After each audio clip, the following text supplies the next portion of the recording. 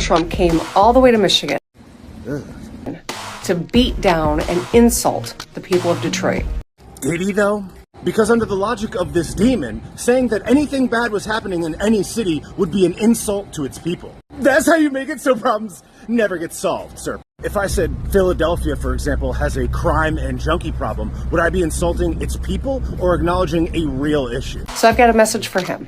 Why this angle? Why is the flag sideways? Why are you wearing that? Like, how is this so difficult? Like, why are you doing it like this? You know what I'm saying? Detroit is the epitome of grit, defined by winners willing to get their hands dirty. Look, I get it. I'm sure the people in Detroit are very fine and lovely. And theoretically, you could say that any city in America is defined by winners. But Detroit hasn't really won a major sports championship since one in 2008 and then one a long time before then. It also has a sordid long-term history of political corruption, stretching back for many decades. I went to Detroit recently, and I wasn't really that impressed. In fact, Canada, right across the river, which was envisioned the whole time, looked kind of nicer. Wasn't very exciting, didn't really have a very vibrant downtown, wasn't a lot of color. Not to mention the fact that there was a lot of empty spaces, not a lot of businesses open in the downtown quadrant, a lot of empty real estate, a lot of rundown houses. To build up their city and better their communities. Something he could never understand.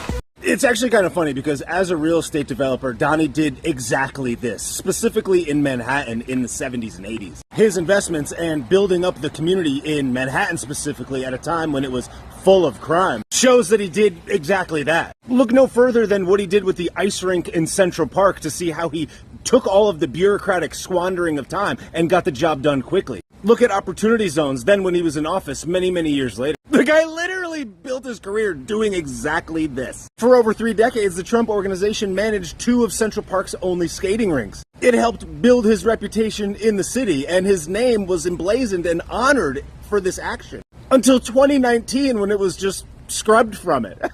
Detroit's hard work and hustle put the world on wheels and built the middle class. Yeah, we all know that, and that's great, but that was 50 years ago. And if not for grimy, scrumbly politicians like yourself running it out of town, it still would be doing that. People like you are the reason it's not that anymore. And pretending that it's so great and vibrant because it was 50 years ago ignores the reality of the situation. It's much better off for that city to acknowledge its issues so that it can be changed. Not just say pointing out its problem is an insult to its people and, oh, by the way, did you remember it was good 65 years back? This city has defined art, music, and culture for decades. From Aretha Franklin and Diana Ross to Eminem and Stevie Wonder, who all called Detroit home. Diana Ross grew up in Detroit and spent her teenage years living in the projects. And as soon as she became successful and got a little money, she got the hell out of there. She has houses all over the U.S. and all over the world. And you know where she doesn't have one? Detroit.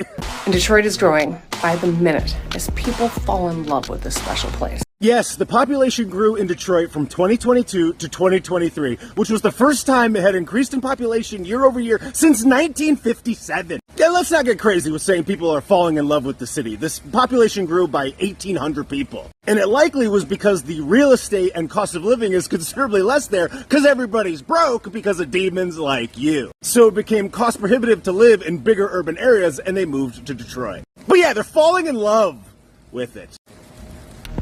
So keep Detroit out of your mouth, Donald Trump.